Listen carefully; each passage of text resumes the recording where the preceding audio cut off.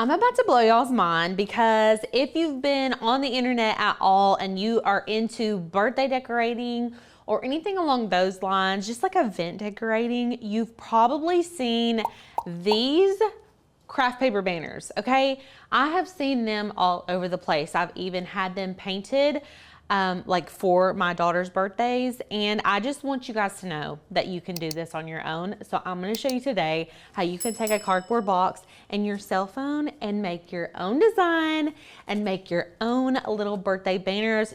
Y'all are going to be hooked. This is the coolest craft project I've done in so long, and I cannot wait to show you guys how to do this. So let's go ahead and go over what you're going to need to complete this project.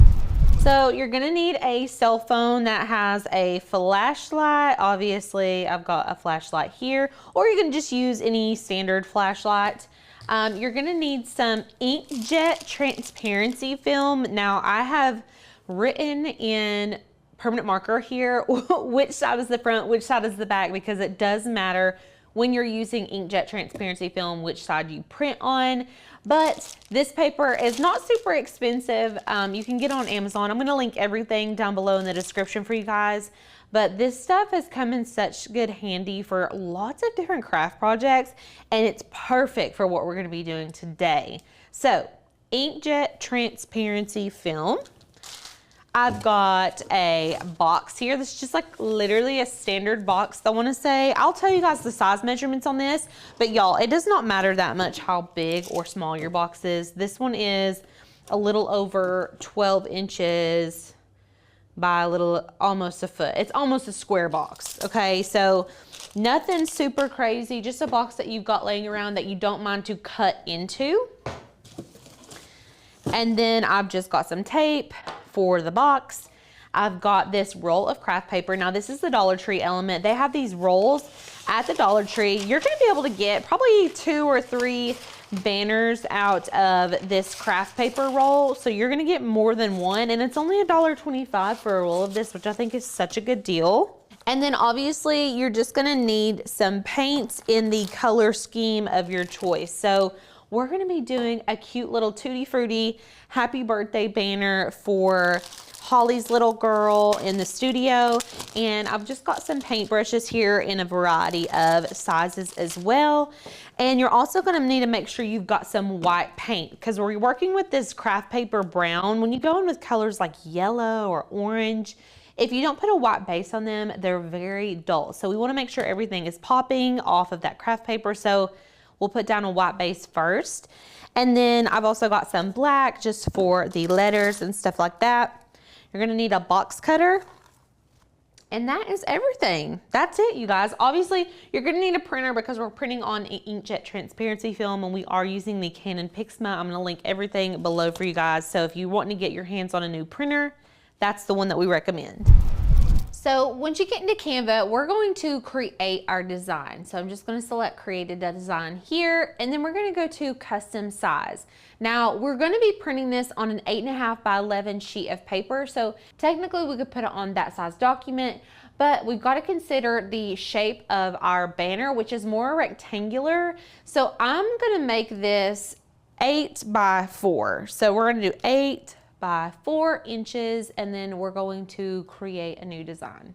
And then from here, you can start adding in elements that relate to your party. Now, you've got to remember, this is going to be the shadow of whatever element you put on it. So you don't want to get anything that has a lot of detail unless you have an artistic hand and you can go in and paint those details later. What's going to help a lot right here is picking basic shapes and basic fonts that you can trace that have a simple outline.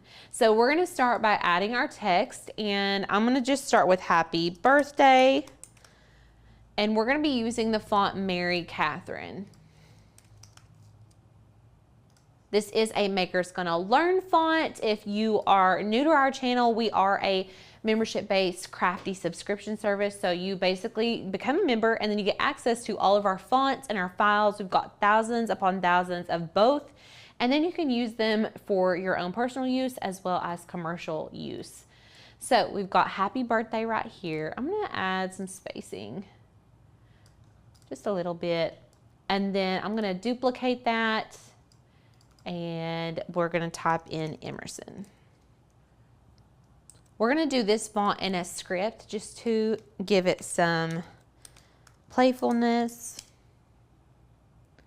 And this font is called Baby Cakes. This is one of my favorite script fonts. I am going to kern the letters so they're a little bit closer to one another. And then we can make it a little bit bigger. So cute. And now we can go in and add our fruits. So we're doing a Tutti Frutti theme. So there's going to be lots of cute little fruits that we can use here. And we're going to use these shapes from the Makers Gonna Learn website, which I think are adorable.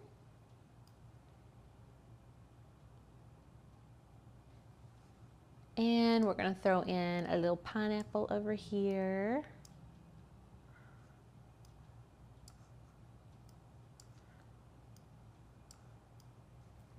Now the fruits are behind the words, and so if we want to separate the fruits from the words, you can actually add a stroke on your text, meaning there's an outline around your letters. So I'm just gonna select this happy birthday, then come up here to effects, and we're gonna select outline. And then I'm gonna change this from a gray outline to a white outline, and it's at a 50-point thickness, which is actually perfect for what I need. But I'm just gonna copy and do the same exact thing for Emerson as well. So I'm gonna select Emerson, select outline, and then change that to white, which kind of separates the text from the actual images. So you're still able to move these images around if you want to, and you can move the words around, but it still keeps them separated. Now we are using colored images here, so before we go to save it, we're gonna need to change these fruits to either a black or a super dark gray. So what I'm gonna do is select the image, and then we're gonna go to edit, and I'm gonna go to duotone, and you can see there's this mono option here. This is gonna darken it, which is gonna allow us to get a better shadow effect when we actually go to emit the shadow onto the wall. So we want to make sure that these images are super dark, and if for some reason that's not dark enough, you can even go to adjust, and you can turn that brightness all the way down. Okay, this is going to make it completely dark. So I've turned the brightness all the way down, the contrast all the way up, and then the highlight can just stay where it's at. So we'll repeat. So with the pineapple, we'll just turn the brightness all the way down and the contrast all the way up. So once everything is completely blackened, we're going to go ahead and hit share and download. So we're going to be downloading this as a PNG with a transparent background. If you don't have Pro access, that's totally fine. Just download it as it is. Your printer's not going to print the white part anyways. And then I'm just going to hit download. So now we will just open up our image, and you can see there's a white outline around it. Obviously that is totally fine. It's not really going to print anything anyways. We just need these black elements so that we can get a good trace. So from here, I'm going to go File, Print, and make sure you have your correct printer selected. I'm going to go to Media and Quality so we can feed it from the rear tray. And then I'm going to select Best Quality. And then we're going to go to Layout, and I am going to select Flip Horizontally. Now, if for some reason you don't see this, you can save your image, pull it back into Canva, and then flip your image that way, because you can't just flip text in Canva easily. Let me actually show you guys how to do that, just in case you are unsure. So let's say that you wanted to flip this image. Let me show you. If I select everything, it's not going to give me the option to flip my image. If I select just this pineapple, it does give me the option. If I select the words, it doesn't give me the option. So what you need to do is save it as a PNG, just like we did. We're going to duplicate this page or add a page. And then we're going to upload what we just saved. So that happy birthday PNG, we're going to upload that from our downloads, okay? It's sitting in our downloads. And now it thinks it's an image. So Canva thinks it's an image, meaning it's going to allow us to flip our image. So you can select it, pop it in, and then we're going to be able to flip Okay, does that make sense? So that way everything is on one level. It's easily, Canva's gonna think that it's an image, so we can flip it horizontally, and then you can save it and just print it as is. Or you can do it how we did it the first time, where we saved it and then we mirrored it from the print dialog box. And then just go ahead and hit print. Okay, so I did explain to you guys how to flip your image, but honestly, y'all, this is inkjet transparency film, meaning it's transparent. So if you need to flip your image, you can simply flip your paper over, okay? Easy peasy, right? So this is our piece. Now, I did not change the duotone on our pineapple, and it did come out a little yellow and green. That's okay. We'll reprint it so that it's completely black. So you are gonna need to make sure to use the duotone filter and then lower your contrast to make everything completely black. But really, this is so dark, it's still gonna cast the shadow pretty well. So make sure everything's super dark. And then from there, you're gonna need to get your box. All right, so this doesn't have to be super neat or anything. As long as your design is showing, you're gonna be good to go. So I'm going to just take a Sharpie and kind of trace a line.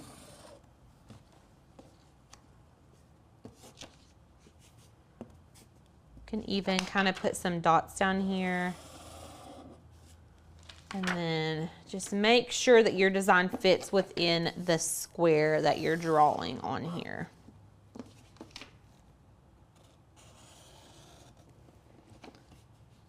Okay. And then we'll just set this to the side, get your handy dandy box cutter, and we're gonna cut this square out. Be super careful here.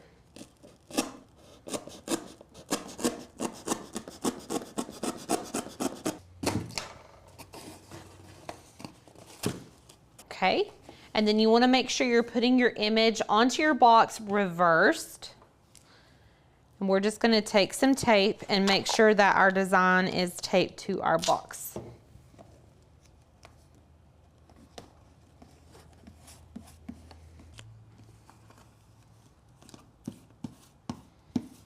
All right, and then from there, this is where we're gonna put the phone in the box. We're gonna project it on the wall and we will start tracing. So let's go over and we're gonna get that done. Okay, so I'm just gonna roll this all the way out. I'm gonna put some tape down on one side so it kind of holds it while I'm trying to work, and then we can put it up on the wall.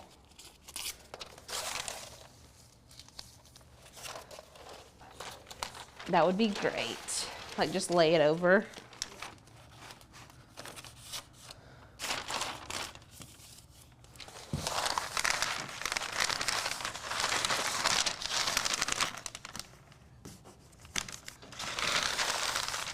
Okay, so then we're gonna take our box that we made.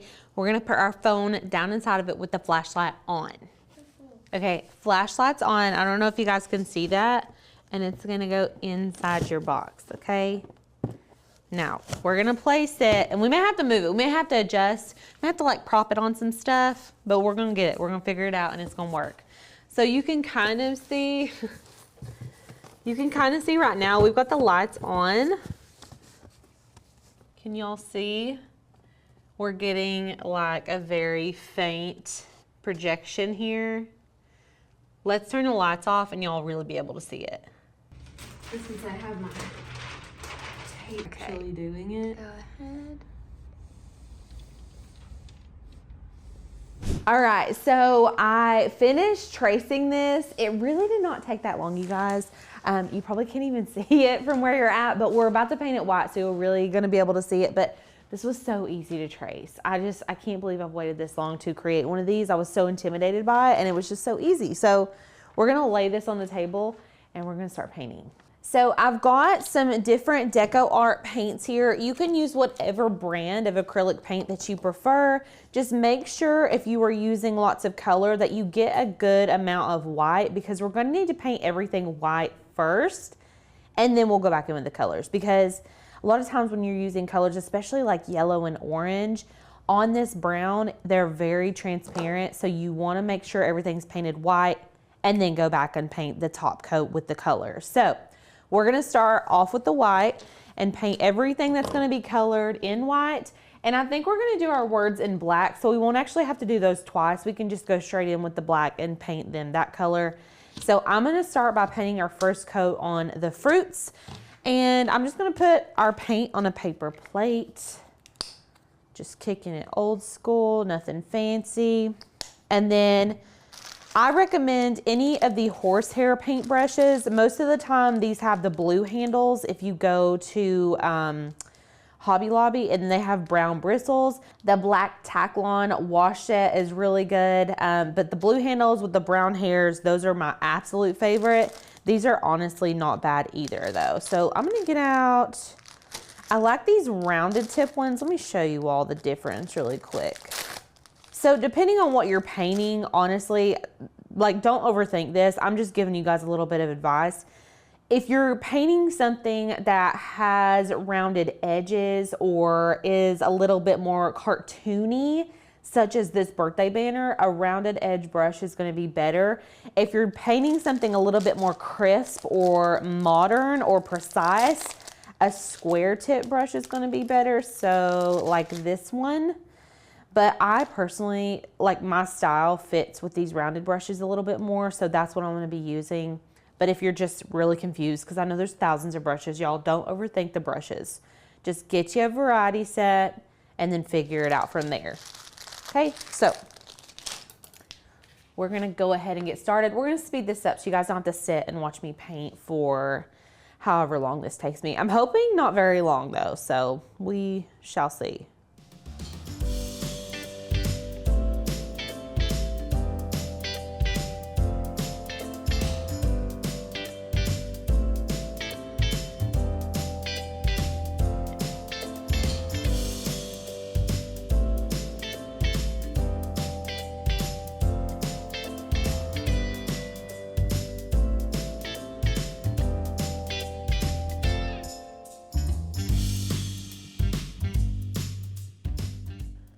All right, so we finished painting it. Now we're gonna go hang it up so you guys can get a good final shot. I think you all are gonna love it.